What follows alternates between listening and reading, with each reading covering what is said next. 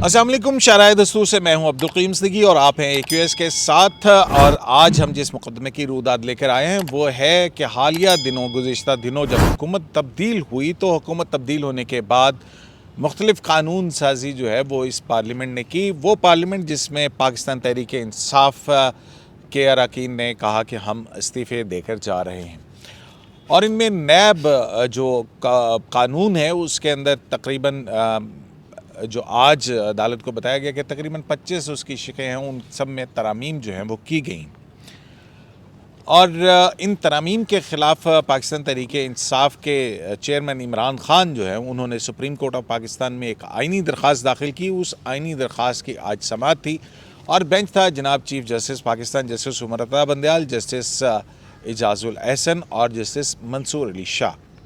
कबल ऐसी जब ये दरख्वास्त ख्वाजा हारिस जो कि माजी में पाकिस्तान मुस्लिम लीग नून के क़यादत के वकील रहे हैं सुप्रीम कोर्ट ऑफ पाकिस्तान में भी और एहतसाब अदालतों में भी नैब रेफरेंसेस के ख़िलाफ़, आज वो पाकिस्तान तहरीक इंसाफ के वकील के तौर पर अदालत के सामने पेश हुए।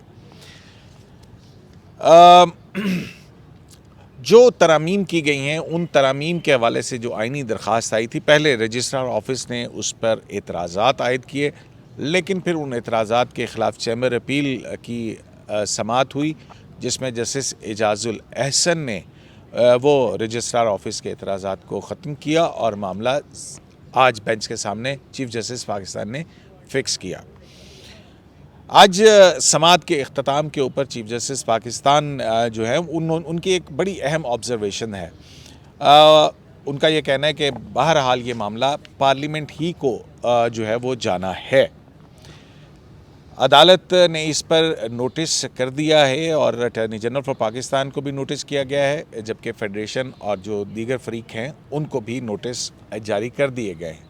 अब ये समाअत जो है वो आइंदा जुमे को होगी और जो बज़ाहिर आज तासुर मिला है चीफ जस्टिस के रिमार्क से कि वो रात तक भी अदालत यानी जुमे को देर तक बैठकर इस मामले को देखेगी।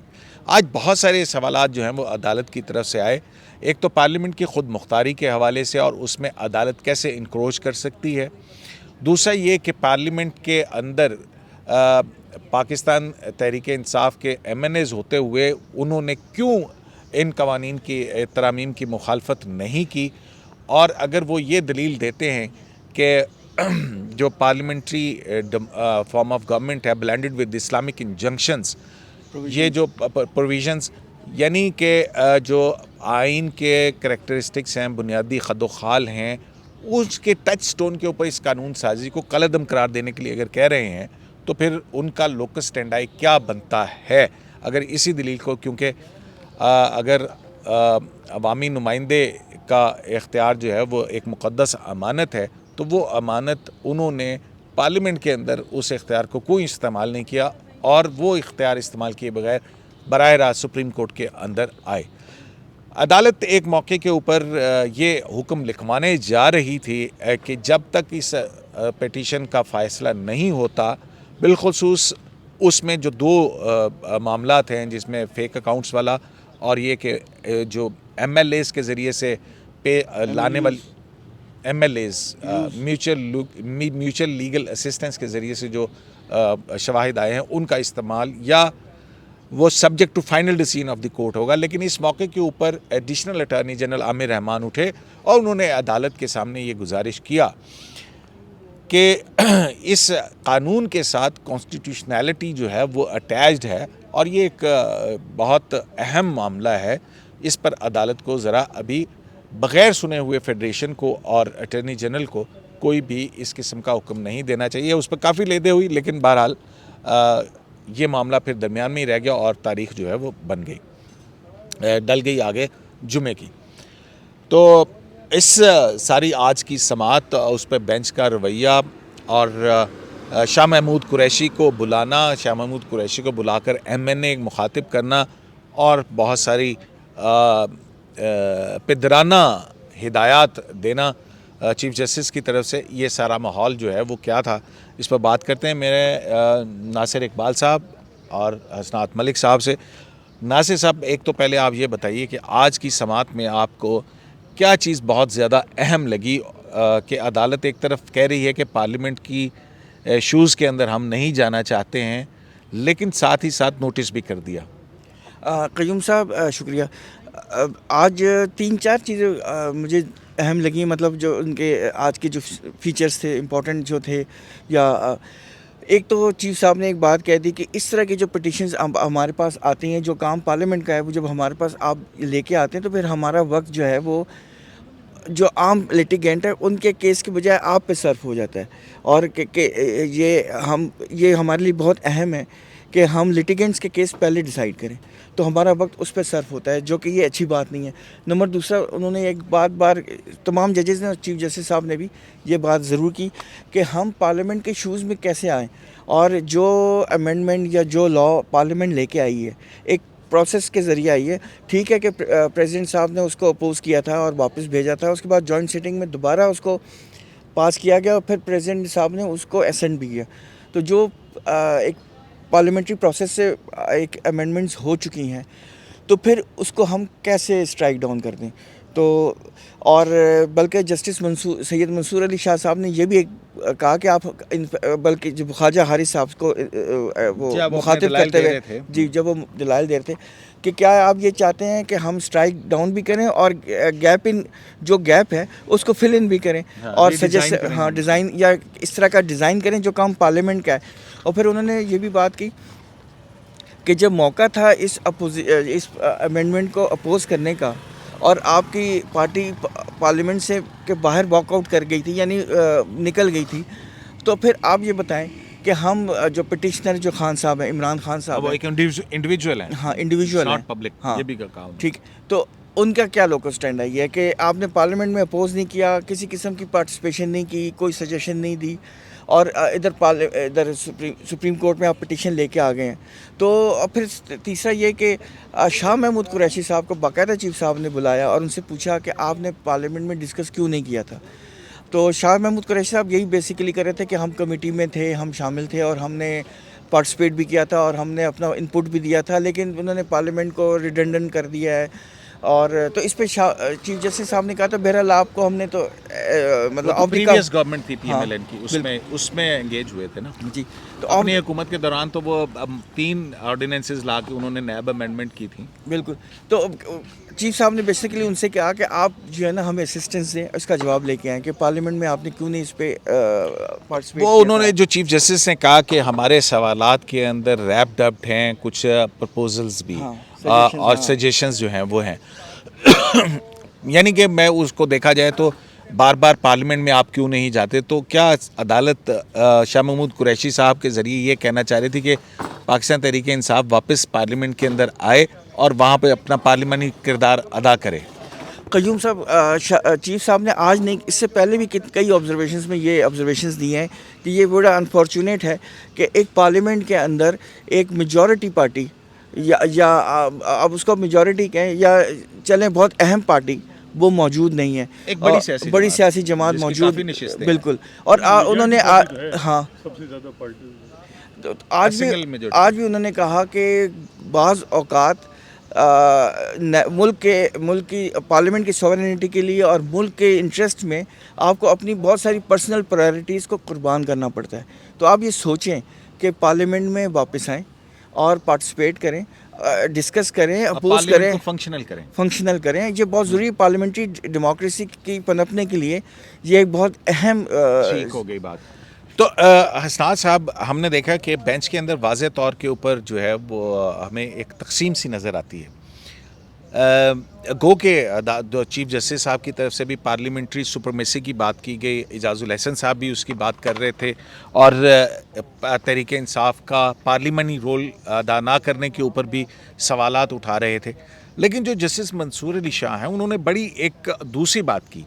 उन्होंने कहा कि जी आप ये बताएं कि क्या मुकन्ना का लेजिस्लेचर का ये इख्तियार नहीं है कि वो अगर चाहे कि मुल्क के अंदर कोई एहतसाब का कानून नहीं होना चाहिए, तो हम जो है क्या ये कानून का आइनी तौर पर मुकन्ना का इख्तियार है ना, तो वो नहीं कर सकते। वो अगर फांसी की सजाए मौत जो है उसको उम्र कैद में तब्दील कर दे, तो हम ये गैप इन जो है ये क्यों फिल इन करें हम।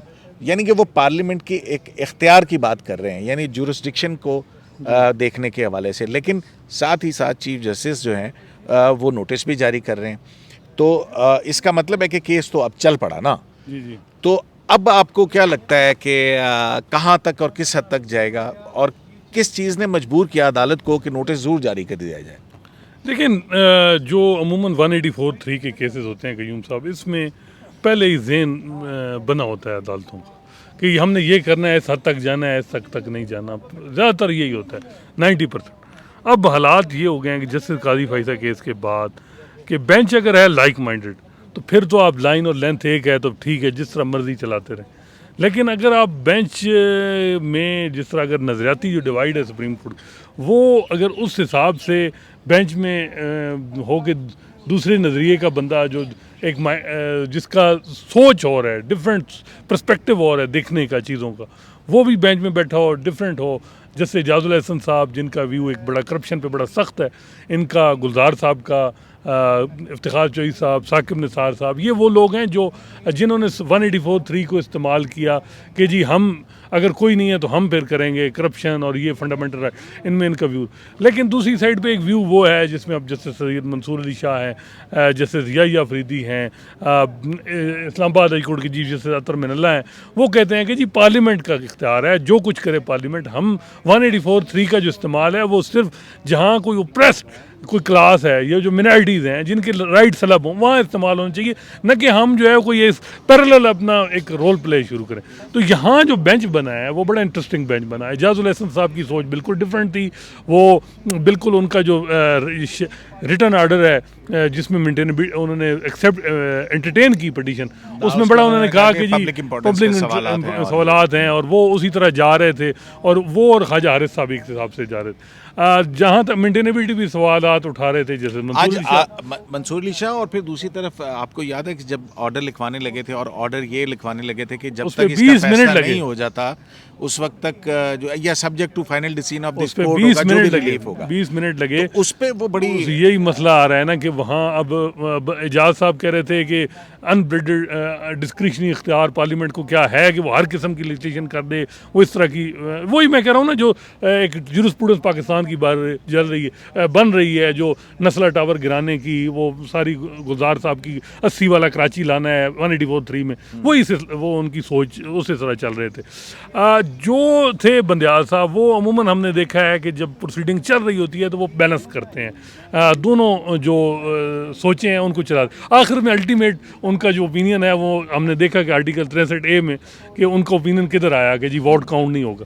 तो मेरे ख्याल में दो ओपिनियन दो जजेस की बड़ी क्लियर हैं, एक मेंटेनेबिलिटी पे उनका सवालात हैं कि जी क्या हमारा इख्तियार है भी कि नहीं, दूसरे का है कि जी है बिल्कुल, और देखें कि ये जो इन्होंने माजी से इतलाक़ किया है ये कैसे हो सकता है। और ये अब इसमें बंदियाल साहब का ही व्यू है।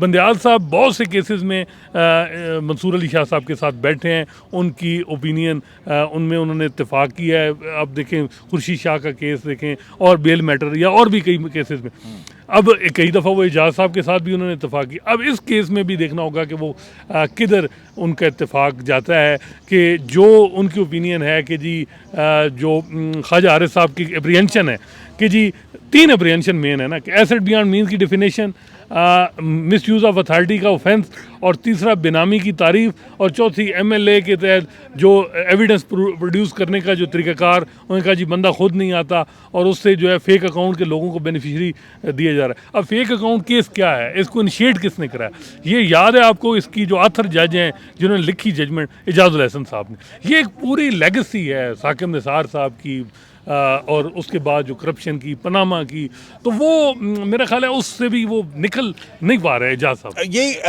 नासिर साहब, ये वैसे अगर हम तारीख को देखें, पनामा नैब लॉज को नैब रेफरेंसेस बनाना, उसमें इजाजुल एहसन साहब थे। अच्छा, फिर अब ये मेंटेनेबिलिटी पे भी इजाजुल एहसन साहब आ गए, और इसके अलावा भी जो है वो सारा कुछ वो इसमें रहे। ख्वाजा हारिस जो हैं वो उस वक्त मुखालफत कर रहे थे, आज ख्वाजा हारिस जो हैं वो इस तरफ खड़े हैं।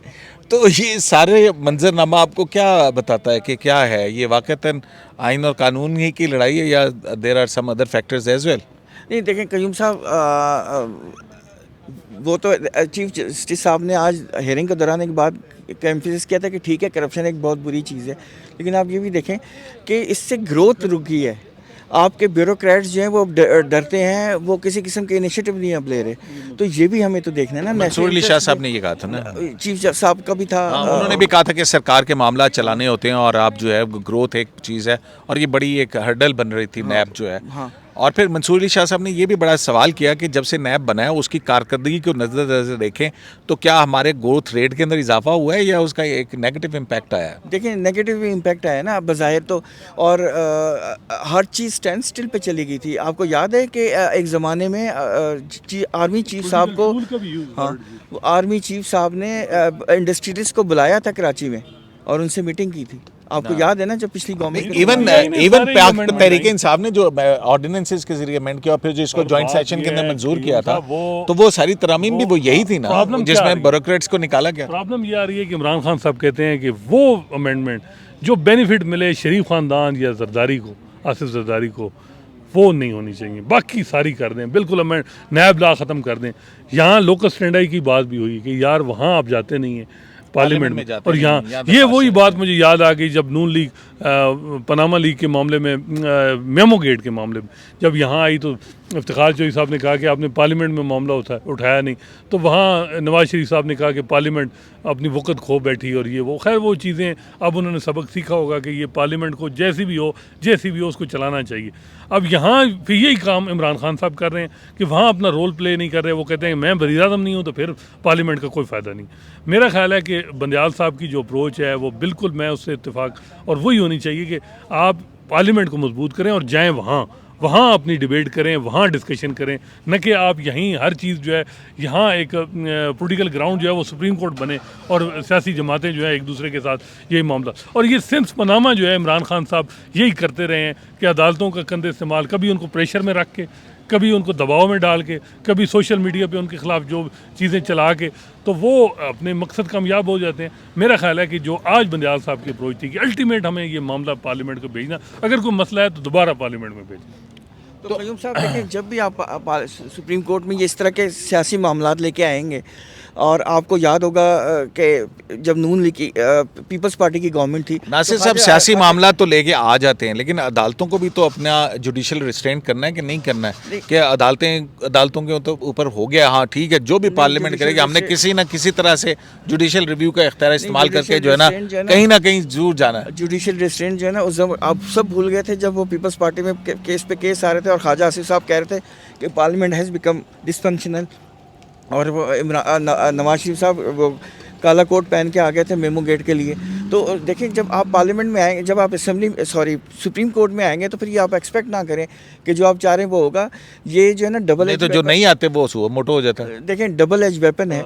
अब तो नहीं हो रहे ना, लेकिन सोमोटो नहीं हो रहे अभी लेकिन कहने का ये मकसद है कि ये डबल एज वेपन है। ये हो ही नहीं सकता कि आप जिस चीज़ के लिए आए थे और कोई बेनिफिट लेके जा रहे थे, अगली दफ़ा वही चीज़ आपको नुकसान ना पहुंचा दे। नासिर साहब, जब ये प्रिंसिपल है कि भी पार्लियामेंट का इख्तियार है कानून साजी का, ठीक है, अदालत का बिल्कुल जुडिशल रिव्यू का इख्तियार है कि वो किस टच स्टोन के ऊपर देखे, लेकिन ये एक बड़ा ही नोवल आइडिया है कि बेसिक फीचर की बुनियाद के ऊपर वो कह रहे हैं कि एक लॉ जो पार्लियामेंट ने बनाया है उसको स्ट्राइक डाउन कर दे अदालत। देखिए, ख्वाजा हारिस साहब जो हैं वो तो बहरहाल उन्होंने आर्गू करना है, और केस उन्होंने अच्छा बिल्ड किया, केस उन्होंने ख़राब बिल्ड नहीं किया। उनका यही कहना है कि जो पार्लियामेंट्री डेमोक्रेसी है और जो ये सेलेंट फीचर है ब्लेंडेड विद इस्लामिक प्रोविजन, अगर इसकी कोई वायलेशन होती है तो फिर वो फंडामेंटल राइट्स की ब्रीच में आती है। तो चूँकि इसमें इसको नुकसान पहुंचा रही है, तो ये फंडामेंटल राइट ब्रीच हुई है, आप सुनने के मजाज हैं। सुप्रीम कोर्ट को वो ये कह रहे हैं, मतलब ये उनके आर्गूमेंट है। नासिर साहब 63A के अंदर जो है वो तो वोट शुमार ना करने की तो कोई बात ही नहीं की थी, तो वो कहाँ से डाल दी हमने? वही मैं कह रहा हूँ, वो जो जितनी अगर स्टेबिलिटी यहाँ एक वक्त जो सियासी अदम इस्तेकाम है, हाँ, उसकी एक वजह जो 63A में मेजॉरिटी ओपिनियन है, आपने सीधी बात है रीराइट किया है कि जी वोट काउंट ही नहीं हो सकता, उसकी वजह से ही सारे मसाइल बने हैं ना पंजाब में। मेरा तो यही तो आर्गूमेंट है कि आप जब सुप्रीम कोर्ट में आ जाते हैं तो ये एक्सपेक्ट ना करें कि सिचुएशन जो है ना वो बिल्कुल ज़बरदस्त किस्म की ऑल हनी होगा। चीफ डाउट नहीं कर सकते, लेकिन जजेस को एक्सपीरियंस नहीं होता सारे मामलात का। वो अब जिस तरह वो सिस्टम को वो कहते थे कि 63A में हम पाबंदी लगाएंगे कि वोट काउंट नहीं होगा, सिस्टम मजबूत होगा। अगलों ने क्या किया, शरकपुरी से इस्तीफ़ा लेके काम कर दिया, तरीके और निकल जाते हैं। तो इसी वजह से अदालत को बेहतर यही है जो आज अप्रोच थी बंदयाल साहब की कि हमने अगर कुछ होगा कोई मसला फिर पार्लियामेंट को भेजेंगे कुछ विद सर्टन रिकमेंडेशन। ये नहीं हो सकता आपको क्या याद होगा जब 18th अमेंडमेंट की हियरिंग चल रही नासिर साहब, नहीं, ठहरे हाँ। मेरे। जब 18th अमेंडमेंट की हियरिंग चल रही थी तो 18th अमेंडमेंट स्टैंडिंग कमेटी की जो एक कमेटी बनी थी तमाम पॉलिटिकल पार्टीज़ की, उसमें कितने अरसे डिस्कस हुआ था और एक पॉइंट डिस्कस हुआ था। लेकिन यहाँ जजेस ख्वाजा जवाद साहब थे और भी बहुत सारे जजेस थे, वो ये कह रहे थे कि पार्लियामेंट में ये डिस्कस ही नहीं हुआ। यानी वो स्टैंडिंग पार्लियामेंट जो चलती है वो स्टैंडिंग कमेटीज़ के ज़रिए चलती है, ठीक है। अच्छा, आज चीफ जस्टिस साहब ने शाह महमूद कुरैशी साहब जो हैं उनको बाकायदा वो सीट पे बैठे हुए थे, उनको उठा के बुलाया। दोस्त हैं, दोस्त भी हैं? अच्छा, वो कैसे दोस्त हैं? अच्छे दोस्त हैं जिस तरह आप और नासिर साहब हैं। हाँ, मैं नहीं, वो ज़ाहिर है खाने पे भी बुलाया था उनको, लेकिन आज भी बुलाया। हमेशा जब भी होती है वो नहीं, शाह महमूद PTI कुरैशी साहब उनकी बैठे हुए strategy होते हैं थी ना, सामने। वो और आज बड़े एक मज़ेदार बात हुई जब चीफ जस्टिस पाकिस्तान ने ये कहा ना, MNA अपने ऑर्डर के अंदर लिखवाया कि MNA शाह महमूद कुरैशी को हमने अपनी मुआवनत के लिए बुलाया। तो उसके बाद मलाइका बुखारी और शाह महमूद कुरैशी साथ साथ बैठे हुए थे, तो दोनों एक दूसरे की तरफ देखे और हंस के मुस्कुराए। ये हमने फिर बाद में पूछा भी शाह महमूद कुरैशी साहब से कि जी MNA कहने पे आप मुस्कुराए क्यों थे? नहीं, वो दिल्ली जरा पुरसुकून भी हो गए ना कि जी I am still MNA although my party leader asked me not to be. Shah Mahmood Qureshi साहब मेरे ख्याल में सियासतदान हैं। वो प्रॉब्लम क्योंकि वोट बैंक सारा है इमरान खान का, तो अब इमरान खान साहब की जो स्ट्रेटजी है उसके साथ चलना है। ख्वाहिश में भी शाह महमूद कुरैशी साहब की भी यही हो कि पार्लियामेंट फंक्शनल हो और यही। लेकिन इमरान खान साहब जो है ना, वो उन्होंने जो अपना कल्ट बनाया है, जो उनका पूरे पाकिस्तान में एक यूथ जो उनको अट्रैक्ट करती है, या चाहे आप मोदी का देखें, वो उन्होंने इंडिया में जिस तरीके से अपने वोट बैंक बनाया या ट्रंप ने बनाया, वो उसका सिलसिला नहीं है कि आप साथ बैठेंगे क्योंकि ये चोर डाकू हैं, इनके साथ बैठना नहीं है। मसला ये पोलराइजेशन उस हद तक जाएंगे। अभी जो स्पीकर रूलिंग का सो मोटो था उसमें आर्टिकल 69 के ऊपर बड़ी पार्लियामेंट्री सॉवरेनिटी की बात हो रही थी और अदालत को ये कहा जा रहा था, यही मौका था ना पाकिस्तान तहरीक इंसाफ का कि जी वो पार्लियामेंट की कार्रवाई है, पार्लियामेंट की कार्रवाई के ऊपर जुडिशल रिव्यू कैसे, और आज जो है आप उसी पार्लियामेंट की के खिलाफ यहाँ पे आ गए। तो ये क्या मतलब एक मुतजाद रवैया है। पॉलिटिकल पार्टीज जो होती हैं वो इस तरह का फ़ायदा उठाती हैं। वो देखें, ये आप उन पे कोई रिस्ट्रिक्शन नहीं लगा सकते। उन्होंने अपनी पार्टी के डिसीजन, पॉलिसी डिसीजन के तहत चलनी होती है। उन्होंने जो जिसमें देखा कि उनको फ़ायदा हो रहा है वो आएंगे। मैं तो यही मतलब ये बात नहीं है कि भाई पार्लियामेंटी सॉवरेनिटी के ऊपर बिलीव वाली बात नहीं है। देखिए, बॉस ने कोई भी बिलीव नहीं करता, PTI भी नहीं करती, PMLN भी नहीं करती, पीपल्स पार्टी भी नहीं करती। भी नहीं करती। अपने ज़माने में हर कोई पिटिशनें ले आता है, ऐसी बात नहीं है। जब उनकी गवर्नमेंट होती तो उनकी अपोजिशन, मैंने आपको अभी मिसाल दी है। क्या दो गलत एक सही बन सकता है? जब पीपल्स पार्टी की गवर्नमेंट थी तो PMLN आ जाती थी वो सुप्रीम कोर्ट में। जब कोई और पॉलिटिकल पार्टी होती थी तो पीपल्स पार्टी यहाँ पे आई थी। लतीफ़ खोसर साहब के आर्गूमेंट आपने सुना था ना पार्टी हेड के वाले से, उन्होंने क्या कुछ नहीं यहाँ पे कहा था। नहीं, लेकिन बहरहाल आपको ये बात है कि जो चीज़ है वो पार्लियामेंट बेहतरीन जगह है, ये डिस्कशन वही होनी चाहिए। हम आपको तो पार्लियामेंट तो जल ही है। आपको याद है पनामा की जब हेयरिंग हो रही थी, हम बार बार यही कहते थे कि at the dock is the Supreme Court. Parliament को कोई फर्क नहीं पड़ेगा, पॉलिटिकल पार्टीज को कोई फर्क नहीं पड़ेगा। जजेस को भी देखना है। अच्छा, आज चीफ जस्टिस साहब ने फॉरेन 184(3) में तो वो डिसाइड, यही बात कर रहा हूँ ना कि यहाँ पे अदालत को अपने आप को रोकना भी तो है ना कहीं ना मैं कह रहा हूँ कि ये बेंच वो 100 मोटो वाला होता तो आज प्रोसीडिंग बड़ी, ये स्टे भी हो चुका होता। मंसूर अली शाह साहब, यही मैं कह रहा हूँ कि अब सुप्रीम कोर्ट में भी ओपनली मैंने 10-12 साल में इस तरह अप्रोचेस डिफरेंट नहीं देखा कि 20 मिनट लगे हैं सिर्फ स्टे होना है या नहीं होना।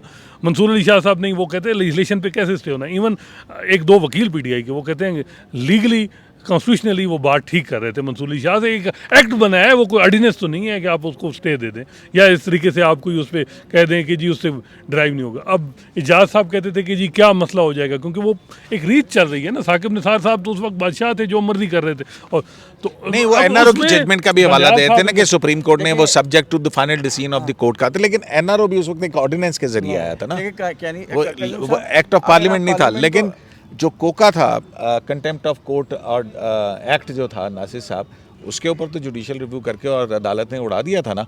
आज भी चीफ जस्टिस जो हैं उन्होंने एक बात कही है, उन्होंने कहा कि ठीक है ड्यू प्रोसेस जो है वो प्रोटेक्ट करता है चीज़ों को, लेकिन पर्सन स्पेसिफिक लेजिस्लेशन को तो हमने स्ट्राइक डाउन किया हुआ ये है आप ना। defend तो करें। यहाँ पे जो है पर्सन स्पेसिफिक देखें, बात वही है है, ये क्यों अमेंडमेंट्स, साहब एक बात क्योंकि बोलिए। गवर्नमेंट कहती है कि जो अदालती फैसलों के, जैसे चीफ जस्टिस ने हाँ, शुरू में भी कहा कि जी, कि हाँ। अदालती फैसलों को मद्देनजर रखते हुए हमने लॉ इसमें मिनिस्टर ने तब्दीलियां कहा, लॉ मुझे में बताया कि भाई- जेसीपी की मीटिंग के जी, अंदर बुलाया। जी। लेकिन जाहिर है अब वो वजारत कानून यहाँ पे क्या लेकिन एक कहती है। बात ये है ना कि ये परसेप्शन ये बने कि आप फेक अकाउंट को सामने रख के, इसहाक डार साहब के केस को सामने रख के, शहबाज शरीफ साहब के केस के सामने रख के ये सारे करें। मरीम नवाज़ के केस में मेरी बात हुई ख्वाजा हारिस साहब से कि जी ये जो आप कर रहे हैं कि पर्सन स्पेसिफिक एमएलए की है, क्या आप मरीम साहब, वो कहते हैं वैसे ही उसके खिलाफ तो केस नहीं बनता। मरीम नवाज़ का तो केस ही बिल्कुल गलत उसके खिलाफ बनाया है। अभी भी उनका व्यू ये है कि बिल्कुल गलत खबर उनके खिलाफ केस बनाया गया। वॉल्यूम 10 सारी एमएलए थी ना। बिल्कुल वही उनका ये है। लोगों ने शोर मचा दिया कि इंडिया में प्रॉपर्टीज हैं और उसके किसने लिए- शोर मचा दिया, किसने शोर मचा दिया? कितना शोर मचा था। आपने तो नहीं मचाया, लेकिन आपके लोगों ने मचा दिया। लेकिन और हम पिट पिट के थक गए थे कि जो वॉल्यूम 1 है उसमें पूरी डिस्क्रिप्शन है कि किस वॉल्यूम में क्या चीज़ है। और उसमें- साहब बात यह है कि देखिए- अगर पाकिस्तान के हाई कमीशन से थ्रू प्रॉपर चैनल से इन सबूत लेके और यहाँ कोर्ट ऑफ लॉ में लाए, तो क्या वो एक्सेप्टेबल नहीं है ना यार। बिल्कुल हैं, ये बात वही आ रही है ना। अब हुआ क्या था मरीम नवाज़ केस में, एक फ़ोटो कापी मिली थी, वो उसका उन्होंने भेजा था कि जी ये ठीक है, ये गलत है। उन्होंने कहा जी ठीक है। अब उसमें जिस आदमी ने बताया वो तो कंप्यूटर स्क्रीनशॉट्स के ऊपर पता नहीं क्या कुछ नहीं, वही मैं कर कह दिया रहा हूँ ना हमने कि यार। जो आदमी वो प्रोड्यूस नहीं हुआ, उसने एविडेंस अपनी रिकॉर्ड जो कानूनी शहादत के मुताबिक वो नहीं है। लेकिन एमएलए का है कि जी जो आपने डॉक्यूमेंट ले आए जिस पे कैपिटल FZD पे नवाज शरीफ साहब डिस्क्वालीफाई, स्क्रीनशॉट्स थे ना कंप्यूटर वो यही मैं कह रहा हूँ। मसला ये है कि बैलेंस करना है आपने। सुप्रीम कोर्ट बार बार कहती है हम बैलेंस के लिए, फिर लेवल प्लेइंग फील्ड दें।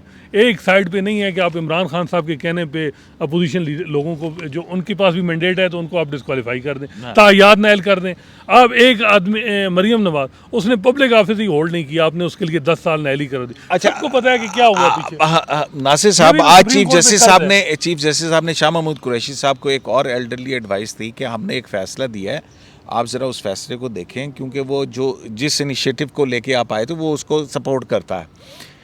तो वो कौन से फैसले की बात कर रहे थे? और दूसरी एक और बात बताइए, बल्कि मैं वो अदालत के बाद की बात करता हूँ, क्योंकि चीफ जस्टिस ने आज भी स्टाफ लेवल जो बातचीत हो रही है गवर्नमेंट और IMF के दरमियान में, उस हवाले से बात की और फिर कहा कि करेंसी जो है फॉरेन कौन से जो डॉलर है वो भी जो है ना वो हो रहा है, के बावजूद भी नहीं हो रहा। एग्रीमेंट के बावजूद भी करेंसी स्टम्बलिंग कर रही है। उसकी जो तो IMF ये के बातें साथ- हो रही थी, तो एक वकील साहब ने मुझे कहा, उन्होंने कहा कि जी इनको कहें कि आप फैसले ठीक करें, बाकी करेंसी डॉलर की छोड़ दें। रिकॉर्ड किसके वाले से खराब हुआ था? सुप्रीम कोर्ट की जजमेंट ही थी ना। बैरिक ने कहा कि उसने कहा है कि पार्लियामेंट और सुप्रीम कोर्ट हमें कमिटमेंट वो देखे, सो कमिटमेंट तो नहीं, मतलब एक उनसे एंडोर्समेंट करवाएं, तब हम $7 बिलियन की इन्वेस्टमेंट करेंगे। और उसमें देखें 6 बिलियन का आपको स्लैब लगा है, और आप एक बिलियन डॉलर के लिए IMF की मिन्नतें करते हैं और तरस रहे हैं, ठीक है। और आप अगर इस वक्त लग चुका होता है रिकॉर्डिंग, और फिर जब जाते हैं तो फिर जलसों के अंदर फिर मजाक उड़ाया जाता है कि भाई ये नहीं, मेरा ख्याल है ये अप्रोच ठीक है कि यार आप ये चीज़ें भी देखें। अब ये रियलाइजेशन है जजेस की कि जी अब ये चीज़ नहीं है कि अब जिस तरह गुलजार साहब के मुझे 80 साल सन 80 का जो है वो कराची बहाल करना है, और फिर गुजर नाला और वो जो कुछ किया बाद में पता ही नहीं कि क्या हो रहा। वो जूरिस्प्रूडेंस भी वैसे कयूम साहब उस पर भी एंटी एनक्रोचमेंट जो जूरिस्प्रूडेंस सुप्रीम कोर्ट ने इवाल्व की, उसके बाद उसका फॉलोअप नहीं हुआ। डैम फंड की जूरिस्प्रूडेंस इवाल्व हुई, फॉलोअप नहीं हुआ। ये क्या वजह है कि जो चीफ जस्टिस रिटायर होता है उसकी जो लेगेसी है उसको फॉलो कोई नहीं करता? इसका मतलब है कोई उसमें डेप्थ नहीं है। ये चीफ जस्टिस साहबान को भी देखना होगा कि जब तक इंस्टीट्यूशन को इंस्टीट्यूशन अब कोई कहता है मैं डैम बनाना है तो वो डैम तो अच्छा ये बताएं कि आपको क्या नज़र आ रहा है नासिर साहब के जुमे को दिन? मुझे तो ये जैसे चीफ जस्टिस ने आज रिमार्क्स दिए हैं कि उसके बाद लग रहा है कि जुमे तक ये जो है वो हो जाएगा। जब तक डिसाइड नहीं होगा हम उठेंगे नहीं, मुझे तो ऐसा ही लग रहा है। जिस तरह आपको याद है कि रात का उन्होंने हवाला दिया कि जी क्या जाता है कि रात को अदालतें खुल जाती हैं। एक तो ये लेके हमें भी बैठ गई है ये रात का। ये इमरान खान साहब एक स्टेटमेंट दे देते हैं और फिर भुगतना हम सभी को पड़ता है। तो देखें जब रात का वाली बात होती है तो हम भी तो ये फिर यही मौजूद होते हैं ना, और फिर टेक्निकल इश्यूज़ है ना, आपने ख़बर भी तो बनानी है ना।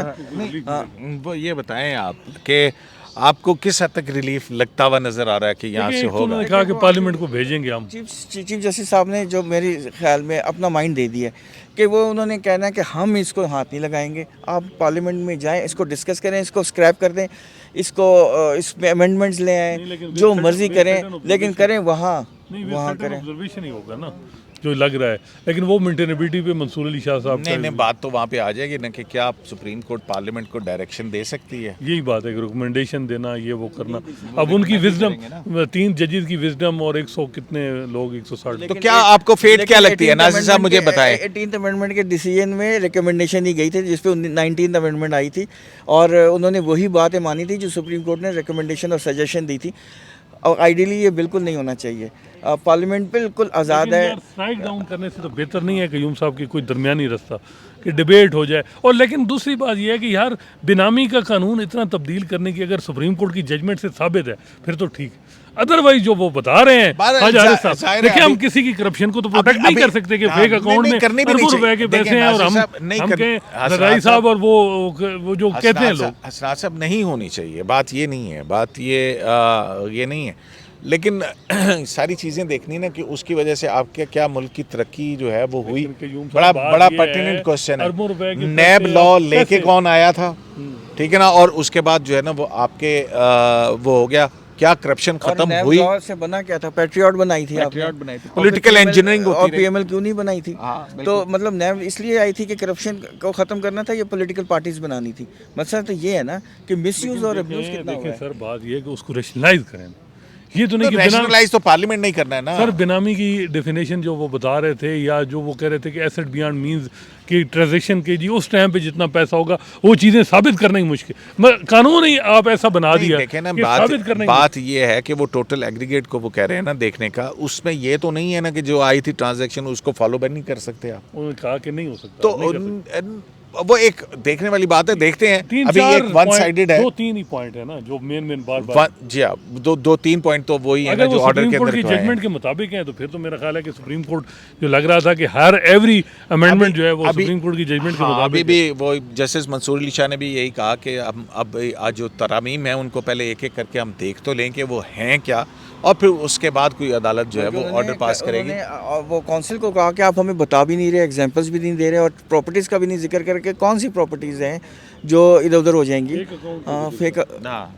तो बहरहाल जनाब, अभी देखना है कि फेडरेशन जो है वो इस हवाले से क्या नुक्ता नज़र लेती है। इब्तदाई रद्दअमल तो फेडरेशन की तरफ से ज़रूर आया कि वो इस आइनी दरख्वास्त की मेंटेनेबिलिटी को चैलेंज जो है वो कर रहे हैं। अब मज़ीद बातें सामने आएंगी और देखते हैं कि इसमें क्या होता है। बहरहाल एक ट्रिकी सिचुएशन है जहाँ पे पार्लियामेंट और अदलिया का इख्तियार, वहाँ पर कहाँ एक का इख्तियार ख़त्म और दूसरे का शुरू होता है और कहाँ एक दूसरे के इख्तियार के अंदर इंक्रोच हो सकता है। अभी तक हमने पार्लियामेंट को तो किसी इख्तियार में इंक्रोच करते हुए नहीं देखा, बहरहाल पार्लियामेंट के इख्तियारात इंक्रोच ज़रूर होते रहे हैं। शराय दस्तूर से अब्दुल क़य्यूम सिद्दीकी को AQS लाइव से इजाज़त दीजिए। अल्लाह ने के बाद।